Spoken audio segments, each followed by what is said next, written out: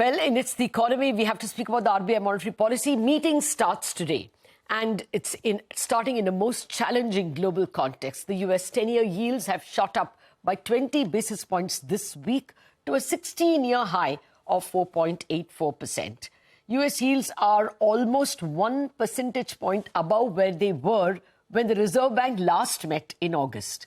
So today we have two guests to answer two separate sets of questions. First, we have Stephen Englander, the head of currency and North America macros at Standard Chartered Bank, joining us all the way from the United States to speak about where US yields are headed. And then we'll have Pranjul Bhandari, the chief economist at HSBC India, to tell us how this can impact RBI's policy and its attitude to liquidity and rates.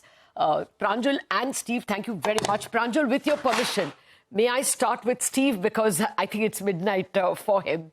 Steve, first, US bond yields shocking us by surging nearly every day, now at 4.85. Where does it go? Does it go to 5, actually? Well, 5 isn't our forecast, but, you have to respect the momentum that's in the market. And the fact that the bond yields are still reacting to incoming data and reacting quite forcefully. It looks, like the market wants to take a try at 5. And, what really matters is whether it can stay there and whether incoming economic data are strong enough to keep it there if it gets there. We think the U.S. economy is going to slow down. So we think that we're not going to stay at 5 if we get there. And we're not even going to stay at the current levels of around 485 on the 10. But it's very much data dependent. I think there are multiple forces that seem to be pushing up yields right now, including the momentum. And we need to see some sort of easing in the growth prospects, I think, for yields to come back down. Yeah, every time we expect strong data, we actually getting even stronger data like the job openings. Well, what should we prepare for in terms of dollar index now? The moment 107 and something? Well, I think that the markets have not been very discriminating in terms of reacting to higher interest rates. It doesn't matter if it's inflation fears, growth fears, Fed fears, worries about deficits. As long as the yield goes up, the dollar goes up with it. So, you have to think that at 105, if we got to 5%, that the dollar would go with it. By historical standards, the dollar is kind of very much in the range of responses. This isn't overly responsive. This doesn't seem to be modestly responsive. It's about average. But with yields going up this way, I think investors can't resist buying dollars. Yeah, I take your point. Actually, the dollar went to 114 and 15 when yields were much lower. Now, coming to India, our inflation is actually peaking off. It's expected to fall from 6.8 in July to maybe 5.5 in August. Do you think emerging markets like India have the space to loosen monetary policy?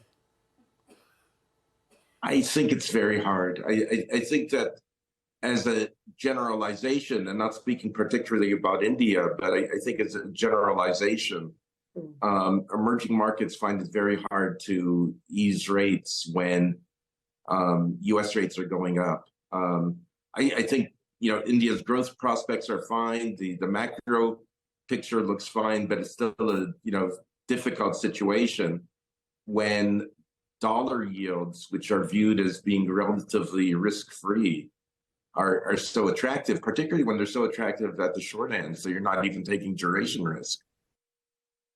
Okay. Well, just a word on growth. I understand mortgage rates in the US are already at 8%. And when the current floating home loan rates are reset, we understand there can be more pain. So while at the moment everyone's talking about a soft landing, can there be a very sharp downturn in 2024 in the US? Well, let me put it this way. If you're under 40, you can't afford a house, you can't afford a car, you're paying a ton of money on your credit cards if you're borrowing, and you're paying back your student loans. You've just started doing it. It's not a very pretty picture.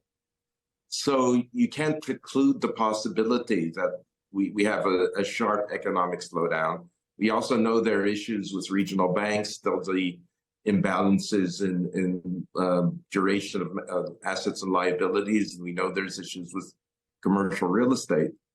But the real caveat is right now there's no evidence that the impact is strong enough. It could happen, but we're not seeing it in the incoming data. Okay, well, the RBI will have to grapple with that as well. Just a final word. Where does smart money go now? Will they pull away from EMs? You know, I think that smart money and dumb money is going into short-term treasuries. They're just so attractive, both in nominal and risk-adjusted and real yield terms. I think it's hard to be, sort of investing in emerging markets. What could happen, I think, is that if it becomes clear that the U.S. is slowing down, and it doesn't have to fall off a cliff, it could just be a gentle slowdown, then I think selected high-yielding emerging markets will look very attractive. But in the current world, especially if you're afraid that U.S. yields are going to continue to go higher, it's tough to be excited about anything but the dollar. Right. Okay. Thank you very much, Steve. Deeply grateful that you have stayed up almost until midnight for us. Thank you so much for joining us. Pranjul, and thank you for your patience as well. Now you tell us, with this kind of a global backdrop, what really plays on the MPC's mind? Should we continue to expect tight liquidity kind of stance with two members pulling in favor of easing rates? What are you expecting the RBI to think in terms of rates? Yeah, thank you, Latha. So, this looks a lot like 2022. High US yields, stronger dollar, high oil prices. But except that it's even worse because we also have this whole El Nino impact and the fact that many emerging markets have been raising rates over the last year. So growth is a little fragile. So, the set is not very good for emerging markets at all. So what happens to the RBI now? I think in the meetings that happen today and tomorrow, my sense is that there are two things they're going to be very focused on. One is the impact on external finances, the current account deficit, the BOP, and the other one is the entire inflation outturn, how all of this is going to react. Now, in terms of external finances, the current account deficit is widening.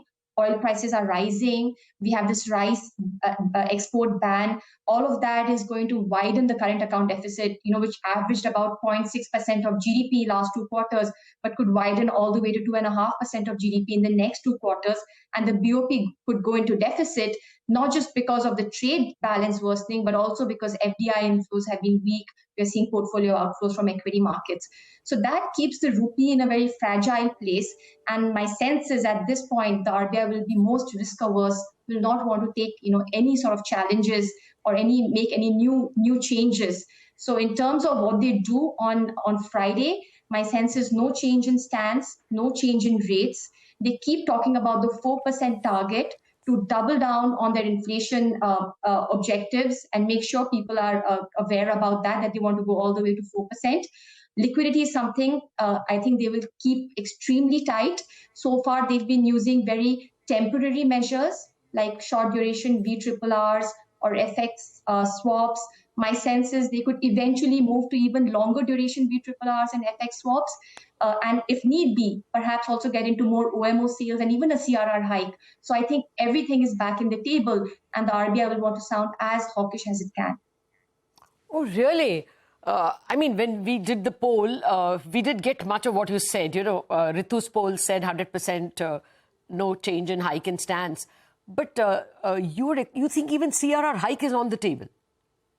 Well, not exactly on Friday, but over the medium term, over the next couple of weeks or even months, if this kind of a situation endures.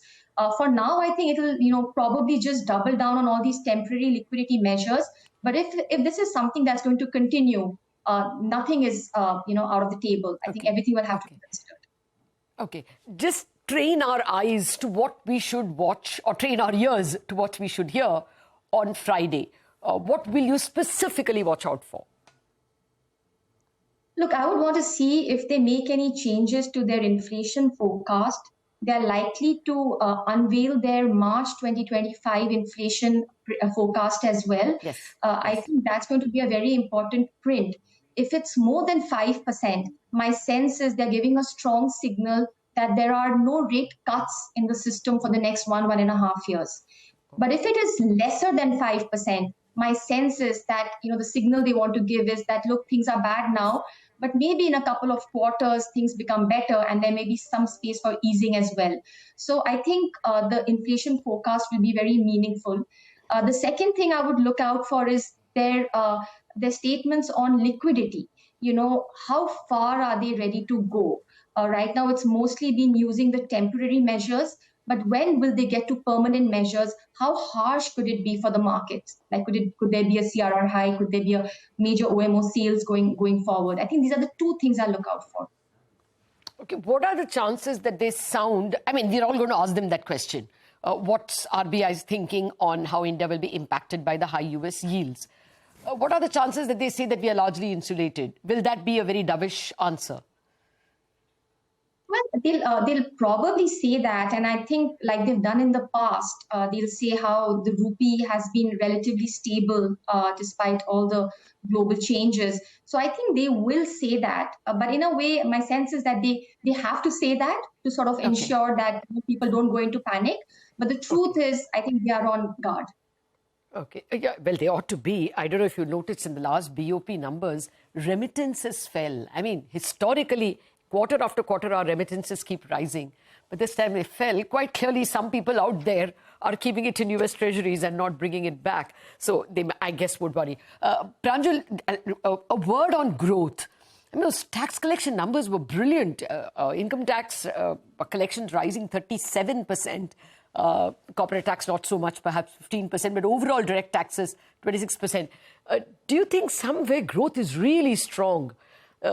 Even the first quarter numbers for advances and deposits by banks look very strong. Do you think there's an upside surprise to growth in India? Well, you're right, Latha. Growth is extremely strong across all the different indicators we track. I don't want to read in too much into the tax data because for the last 2 months, it had been weak. So maybe there's some sort of a payoff or there's some sort of refund cycle that's going on. So I won't read too much into any one data print. But if you look across all the data prints, growth is extremely strong. I think this one difference that I'm seeing is that rural is weaker, much weaker than before. But because urban just continues to be so strong, it's more than offsetting the weakness that we are seeing in rural growth, at least for now. I want to bring your attention to the labor force data in urban India. If you look at the CMI data, if you look at the number of people employed, they are way higher than what we saw in the pre-pandemic period. So things are very good, in urban India as of now. And I think that's what's keeping growth strong right now. Of course, with oil prices rising, some of that could get blunted going forward. But so far, growth extremely strong. So you won't be surprised if RBI says puts an upward number to the 6.5% forecast. It could even be 6.6, you think? Possible? Well, not really. I think at this point, there's some sort of a consensus between policymakers, both in the government and the RBI, on this 6.5% number. So I think they're quite comfortable there. In fact, my sense is they won't change either their growth or their inflation numbers on Friday. Okay. All right. Thank you very much, Pranjul, for training our eyes or telling us what we should be watching out for. What Pranjul is referring to is that there will be a monetary policy report that comes along. In September and April, there is an additional MPR, which gives RBI's view of the inflation and growth forecast for FY25, 1 year ahead.